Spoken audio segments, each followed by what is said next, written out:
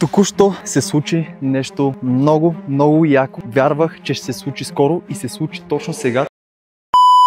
Взимам ви с мен. Този път отиваме да се разходим на едно друго място. Ще ви заведа на една гледка.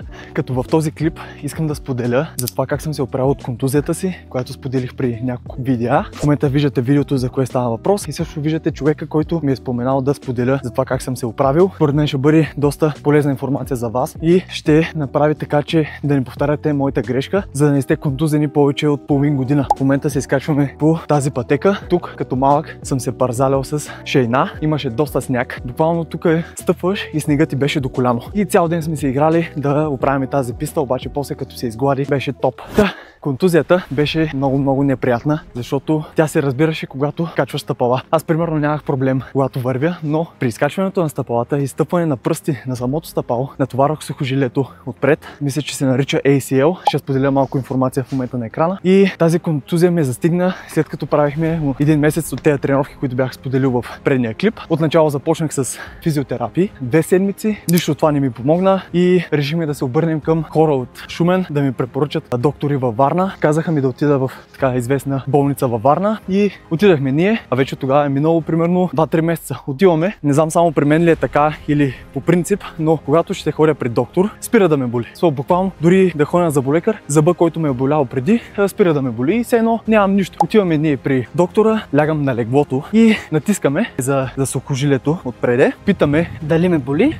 При натиска, съответно аз казвам да и той ми вика директно за операция си. И аз такъв стъписан, аз бях с баща ми, той вика как те е за операция ми, щом го боли, има някакво възпаление там, което трябва да го премахнем, здравната каса ни го поема и така нататък. Аз викам окей, ще искам и второ мнение и се зачудих такъв как с първото пипане още, даже никакви снимки, никакви такова не са ми направили, ми казват за операция. Хората, които бяха в Шумен, ме изпратиха на ядрено-магнитен резонанс, което беше, мисля, че най-адекватното нещо, защото не мога да дадеш някакво финално решение, като не знаеш дали всичко е наред в самата област. И отивахме на ядрено-магнитен резонанс, всичко излезе окей, все едно нямаше възпаление, все едно беше на психическа основа. Започнахме да правим ударно-вълнова терапия, мисля, че се водеше, при един много добър доктор от Шумен и така направихме примерно около месец процедури, като не се прави всеки ден процедура, а по-скоро един път, 2 пъти на седмица. После се залових и аз за работа, понеже не мога да седя и да чакам само за процедурите. Проверих в интернет, между другото, ако не знаете нещо как да направите, YouTube е топ платформата за тези неща. Проверих за моята контузия, излезе ми един човек,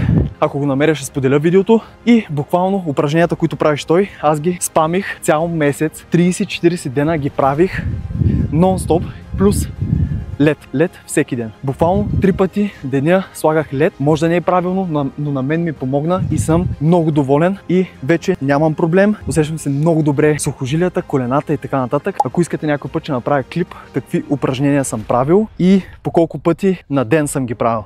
Така се излекувах възпалението в коляното. Ето е гледката, за която говоря. Вижте, брутално. Ето така ще се позиционираме някъде. В момента е време да се изпием от добавката. Тук съм сложил магнезий, а добавката е обичайната за един спортист. Креатин, монохидрат от Вемохерб. Ако искате натурални хранителни добавки, това е мястото, топ добавки. Нямал съм проблем с стомаха, просто когато е натурално, знаете, близко е до човека, до човешката природа. Вемохерб, Simo 20 за 20% отстъпка. Така помагате на мен и на канала ми да расте повече. Много добре. Креатина го приемам без зареждаща фаза, по 5 грама всеки ден. Мисля след малко да отидем някъде, може би натам, да се позиционираме, да направим една тренировка и да се наслаждаваме на природата. Гледката е един път. Смяна малко на плана, качих се отново на скалите отгоре, като тук ще се намеря местенци, където да сложа статива, да направим една тренировка, като тренировката ще бъде 100 лицеви с 100 клека.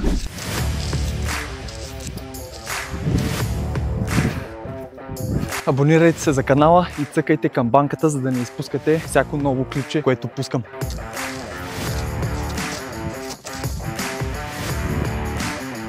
Так му завърших 5-те серии, 100 лицеви опори с 100 клека с подскок. Доста добра тонизираща тренировка, а много скоро дигаме още повече качеството. За първи път вземам такъв продукт и нямам търпение да дойде. Това ми е наистина доста голяма инвестиция. Смятам да се дига много качеството на контента, който правя. Също така, ако вие имате някакви идеи, давайте ги долу в коментарите. С радост ще искам да ги видя, да ги помисля дали мога да ги направя и ако мога, ще ги направя със сигурност. Само ще подскажа, че е камера. После след като слезем от скалите, ще отидем до Еконта, защото имам да взема пратка от Nozway, като бях споделил в един от клиповете ми в Instagram и в TikTok, че ще имат безцветни лепенки, така че ще отидем днес да ги вземем и да видим за какво стана на въпрос. Нямам търпение, а вие, ако търсите и искате продукт, който ви подобрява вашето дишане, nozway.bg, линка долу в описанието, имам и промокод SIMO20, който ви дава 20% отстъпка на поръчката, която направите.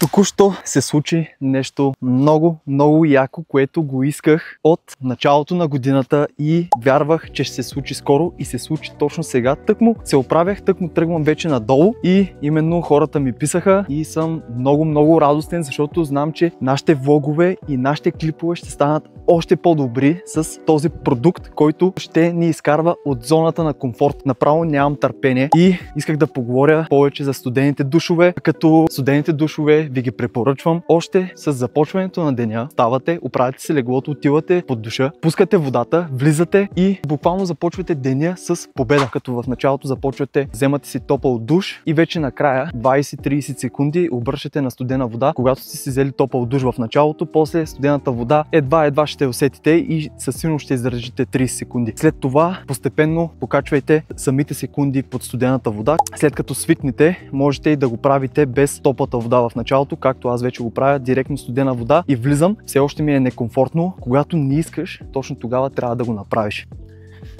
Тък му взех пратката от Еконта. В момента ще разпаковаме пратката. Вътре имам и мои неща, които са магнитните ленти. И сега да ви покажа кои са безцветните. Ето, мисля, че са тези. Това са безцветните лепенки на Nozway, за които споменах.